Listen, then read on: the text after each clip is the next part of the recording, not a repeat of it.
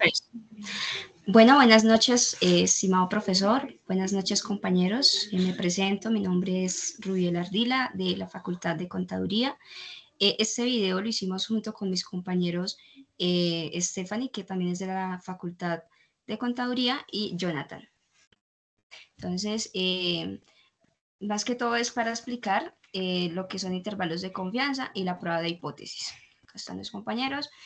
Este es del punto 1 de intervalos de confianza. Entonces, los intervalos de confianza son una herramienta estadística usada para estimar un rango de valores dentro del cual es probable que se encuentre un parámetro poblacional desconocido. Entonces, digamos que básicamente nos ayuda a tener como una idea de lo que es una buena estimación. Recordemos que existen tres intervalos de confianza que son como los más usados en cualquier tipo de investigación. Por un lado tenemos el nivel de confianza del 90%, que tenemos un valor en alfa del 0,10, del 95% tenemos un valor de alfa del 0,05 y del 99% con un valor del 0,01. Se debe tener en cuenta que entre mayor sea pues el nivel de confianza, mayor es la amplitud del intervalo generado y viceversa. A menores niveles de confianza pues se encuentran intervalos menos amplios. Como está en el cuadro, entonces existen tres tipos de intervalos de confianza. En primer lugar está el intervalo de confianza para la media, que es un intervalo que nos proporciona un rango de valores admisibles para la media poblacional. Su fórmula es esta, es el tamaño muestral menos z alfa sobre 2 por alfa dividido en la raíz cuadrada de n, y pues se aplica sumando y restando el valor z alfa sobre 2 y multiplicado por la desviación estándar y dividido por la raíz cuadrada del tamaño de la muestra. Por otra parte, tenemos el segundo intervalo de confianza, que es para la varianza. Este intervalo proporciona un valor aproximado dentro del cual se encuentra una variación poblacional. Su fórmula es n-1 sobre s al cuadrado dividido en xn-1 de alfa menos dividido en 2. También se calcula para una varianza poblacional y se utiliza la distribución del chi cuadrado. Entonces, acá tenemos la fórmula que se multiplica. En tercer lugar, el intervalo de confianza para la proporción. Tenemos la fórmula de la probabilidad z alfa sobre 2 por la raíz de la probabilidad 1 menos la probabilidad dividido en el tamaño muestral, y la misma se calcula sumando y restando la proporción de la muestra, el valor de z alfa y multiplicado por la raíz cuadrada de la proporción. Entonces, a continuación, mi compañero va a dar un ejemplo de cada uno de estos tres intervalos de confianza para tener pues como más claridad de lo que son. Buenas noches, estimado docente, estimados compañeras. La presente es para explicarles pues, uno de los ejemplos que es el intervalo para la media. Como lo explicaba la compañera, pues ya nos indicó cómo se calcula la fórmula. La idea es que este ejemplo trata de lo siguiente, es la duración de batería de un teléfono.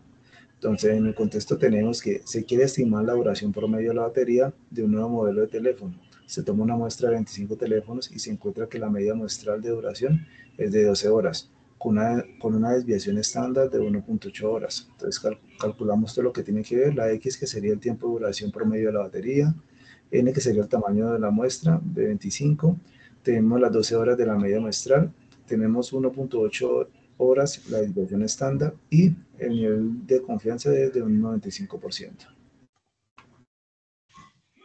Para poder resolver este ejemplo, tenemos el paso 1, que es determinar el valor crítico, que sería T alfa medio por n-1, para un nivel de confianza del 95%. Entonces reemplazamos valores y eso nos da 25 menos 1, 24 grados de libertad, que sería como el valor crítico aproximadamente, que sería T por 0.25,24, que sería igual a 2,064. Paso 2, pues calculamos el margen de error, que este margen de error nos da por T alfa medios de n-1, S sobre raíz cuadrada de n. Reemplazamos valores, el valor total de ese margen de error sería de 0.743. ¿Listo? Ya de haber calculado, entonces calculamos el valor de intervalo de confianza, que en este caso sería la media muestral por el margen de error, que eso nos da un valor de 11,257 sobre 12,743. Acá al lado derecho vemos la gráfica que nos muestra los dos valores que estamos pues, tratando y que calculamos, que fueron 11,257 y 12,743 horas. Si ustedes ven la línea azul, es la distribución de T, ¿sí? Sería todo el tiempo. Tenemos dentro de eso el intervalo de confianza y su media muestral, que está calculada entre estos dos valores. Entonces, estos valores, pues calculamos la duración de la batería en horas, para que lo tengan presente.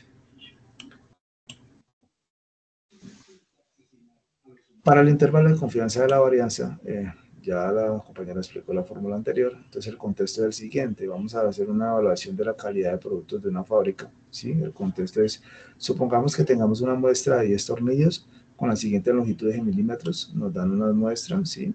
¿Cuál sería, pues, el cálculo de la varianza muestral? Pues tenemos que esa media muestral la calculamos como un factorial. Dentro de ese factorial sería dividido entre ¿qué? Entre los 10 tornillos. Eso nos da un total de 20,03. ¿Sí? Después de haber hecho este proceso, pues despejamos la fórmula, tomamos cada dato y lo vamos multiplicando y sumando de acuerdo a eso. Para eso nos da un total de 0,0356. Para el cálculo de intervalo de confianza para la media, pues a nivel de confianza del 95, su valor crítico de T para 9 grados de libertad sería aproximadamente 2,262 para el 95% de confianza. Entonces, su desviación estándar la calculamos con raíz cuadrada de S al cuadrado. Ese valor sería 0.0356, raíz cuadrada de S sería 0.886. El error estándar para eso en total sería 0.0596. Y su intervalo de confianza estaría entre 20,03 y 0.1348. Bueno, para la interpretación de esto sería que pues, la variancia muestral que nos dio 0.0356 indica que la dispersión de las longitudes de los tornillos pues tiene un nivel de confianza del 95%.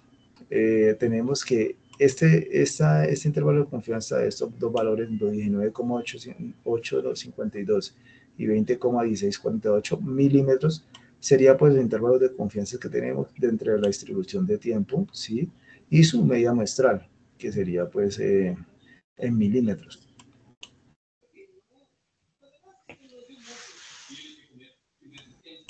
Dale la siguiente.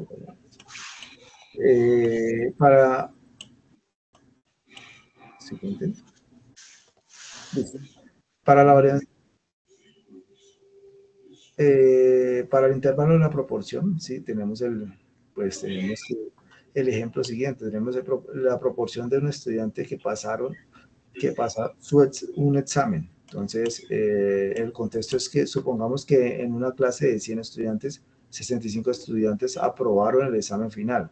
Queremos calcular un intervalo de confianza del 95% para la proporción de estudiantes que aprobaron el examen. Entonces, proporción muestral, entonces ya sabemos que proporción muestral es X sobre N, eso nos da que son los 65 estudiantes que aprobaron sobre el tamaño muestral completo, que serían 100. Esto nos da un total de 0.65. El error estándar, pues lo calculamos con su respectiva raíz cuadrada, ¿sí? En este caso reemplazamos valores, sería 0.65, 1 de menos 0.65 sobre 100. Y eso nos da un total de, sacando la raíz cuadrada, de 0.0477. Entonces, el valor crítico para Z, pues, para su nivel de confianza del 95%, sería que dentro de este intervalo sería aproximadamente 1,96. Para el intervalo de confianza, ¿sí? Pues hacemos la respectiva fórmula y nos da entre 0,565 y 0.7435. Revisamos, exponemos estos valores en nuestra gráfica, ¿sí? Con su distribución normal, que es la línea azul, su intervalo de confianza que resalta por la proporción muestral, y con esto pues tenemos su valor total entre 0.556 y 0.7435 para este intervalo de confianza.